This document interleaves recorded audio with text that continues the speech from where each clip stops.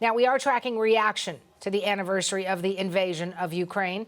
Rallies and demonstrations are set to take place in several cities across Europe, and some leaders are stepping up their support for Ukraine in the form of military aid. CBC's Farah Morali is on the story. As you can see, she is live from outside 10 Downing Street in London. And Farah, a show of solidarity for Ukraine from behind you, because the Prime Minister of Britain, the outgoing Prime Minister, is in Kyiv right now. What's happening there where you are? Well, Suhana, we know that sunflowers are, of course, the national flower of Ukraine. And as you can see, they're draped around the entrance of 10 Downing Street here, a colorful show of support. But that's not the only support we're hearing about today from the UK government. We can now confirm that the country is sending a £54 million package to the Ukrainian military. This was announced today, as you mentioned, when Prime Minister Boris Johnson made this surprise trip to Kyiv. This, of course, comes on the day that Ukraine celebrates its independence and, of course, the 6-month anniversary of the Russian invasion. Now, we're also hearing these messages of support from across Europe today from many other leaders. Take a listen to some of them. We can never match the sacrifices you are making every day, but we can and we will stand by your side. But you are also fighting to defend our common European values and principles.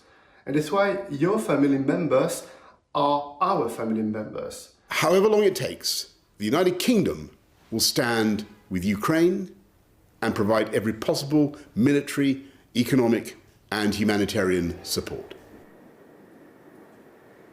Now, Suhana, we're also hearing that the German government is putting together another package of 500 million euros to send to Ukraine. And of course, we know that there are rallies being held in support of Ukraine in cities like Berlin and, of course, later here in London. And Farah, all of this comes as Europe faces a looming energy crisis, as winter is coming. What impact is the war having on the economy there?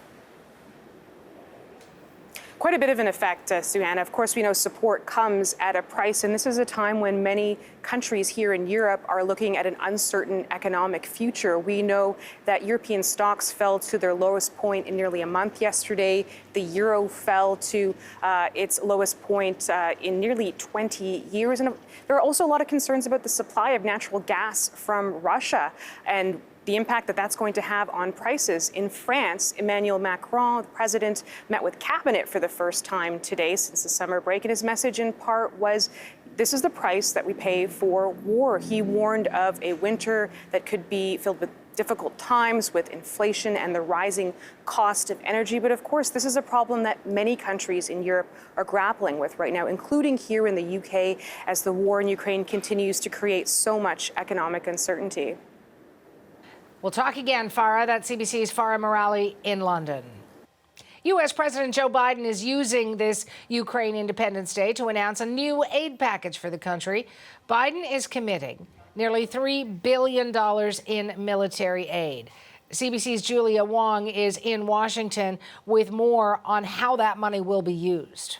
This nearly, as you mentioned, $3 billion package will cover air defense systems, artillery systems, weapons and ammunition, counter unmanned aerial systems, as well as radar. Now, according to a statement released by the White House just earlier this morning, this money is meant to ensure that Ukraine can protect itself in the long term, signaling that the United States will be with them in the long term. Now, this is the largest one-time security assistance package from the United States to date, and it comes, as we've been talking about all morning, as Ukraine celebrates Independence Day. So quite a notable announcement being made specifically today. But there is still a reminder from the United States government that there is volatility, that there is violence in that area. Earlier this week, the U.S. Embassy in Ukraine was urging Americans who are still in that country to get out immediately, saying that there were fears that there could be violent attacks from Russia in Ukraine in the coming days. Now, since the start of this invasion, the United States has contributed more than $10 billion in military assistance to that country. So this additional announcement of $3 billion, quite a lot. But one thing that isn't immediately clear is when and how exactly Ukraine will be acquiring all this new equipment. And Julia, what other steps is Joe Biden taking to support the people of Ukraine? So as we've seen over the last 6 months, U.S. President Joe Biden has been offering moral support and, more importantly, leadership when it comes to this particular issue. He said in that statement released earlier that today is a bittersweet day for many Ukrainians, noting that so many have been injured, killed during the start of this conflict, and millions others have been displaced, as we've been talking about, as a result of this conflict in Ukraine. But he does know that Ukrainians, they have persevered, and he says that the United States stands with them. Now, during the last few months, he has really emerged as a leader in the international community, sort of moving away from what his predecessor did in regards to moving away from NATO. Biden instead has moved closer to NATO and enforced those ties, talking about how important it is to have those strong international diplomatic ties. He's also taken it upon himself to attack Putin personally, calling Putin, in sort of Joe Biden vocabulary, a thug, a murderous dictator. And meanwhile, he's been continuing to shore up political support, and that has really trickled down here in the United States. We've seen U.S. politicians, normally very divided, they have come together, presented a united front in regards to that conflict in Ukraine. And we've seen that most recently when there was a nearly unanimous vote for the expansion of NATO to include Sweden and Finland. That is CBC's Julia Wong in Washington.